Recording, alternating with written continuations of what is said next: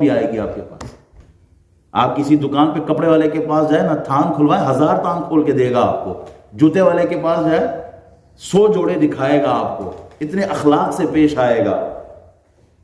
کیا یہی شخص گھر پلٹ کے جاتا ہے تو اتنے ہی اچھے اخلاق کے ساتھ ماں باپ کے ساتھ بھی پیش آتا ہے؟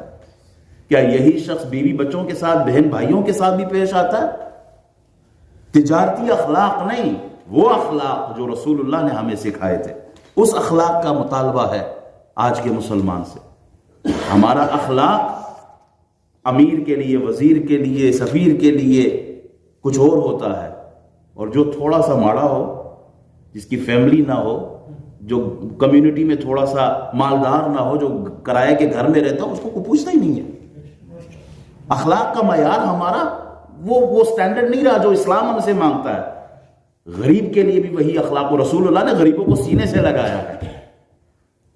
ابو جہل کہتا تھا نا، یہ غریب اپنے آگے پیچھے سے ہٹاؤ، بلال حبشی، سہیب رومی، سلمان فارسی، انہوں نے کڈو،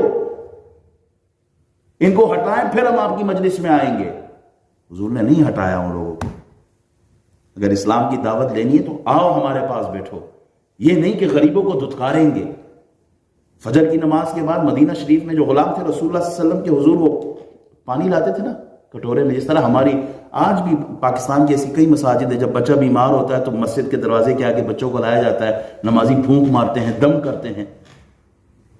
تو اس دور میں بھی تبرکن پانی لاتے تھے صحابہ کرام. حضور اپنی انگلی مبارک یہ نہیں دیکھتے تھے کہ یہ کون سے گھرانے کا، امیر ہے کہ غریب ہے، چلو امیر کے کٹورے میں ہاتھ ڈالو، غریب کو کہو وہ ٹائم کوئی نہیں. وہ یہ تفریق نہیں رکھی رسول اللہ صلی اللہ علیہ وسلم نے. غریبوں کی دعوت آتی تھی تو حضور دعوت قبول فرماتے تھے. کوئی غریب صحابی بیمار ہوتا تھا تو حضور جا کے اس کی عیادت فرماتے تھے، مزاج پرسی فرماتے تھے. یہ نہیں کہ عبد الرحمن بن عوف اور حضرت عثمان غنی جو امیر ترین صحابہ ہے ان کی تو دعوت قبول ہو، اور بلال حبشی اور سہیب رومی کو اگنور کر دیا جائے. آج ہمارے اندر، ہمارے خاندانوں میں، ہماری کمیونٹی میں، مسلمانوں کے اندر، من حیث القوم میں بات کر رہا ہوں، وہ کہیں پر بھی ہو، ہمارا مزاج یہ بن گیا ہے. چودھری صاحب، اس سے میری مراد ذرا جو قوم قبیلے کے حوالے سے، مالداری کے حوالے سے ذرا اونچے درجے کا ہو تو اس سے ملنے کا انداز ہی مختلف ہوتا ہے. وہ جب آتا ہے تو ماحول ہی بدل جاتا ہے، اور جب قوم کا کوئی ماڑا سا آدمی آتا ہے تو اس کے لیے مزاج، دین، اسلام سب بدل جاتے ہیں.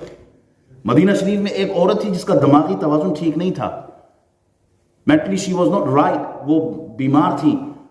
تو نبی اکرم صلی اللہ علیہ وسلم سے کہتی ہے، یا رسول اللہ مجھے آپ سے کوئی بات کرنی ہے. حضور نے فرمایا، مدینے کی جس گلی میں تم کہوگی وہ بات کرنی ہوگی، میں بیٹھ جاؤں گا تمہاری بات سننے کے لیے. اور کئی گھنٹے وہ عورت دماغی طور پر ٹھیک نہیں تھی، حضور کو بٹھا لیتی مدینہ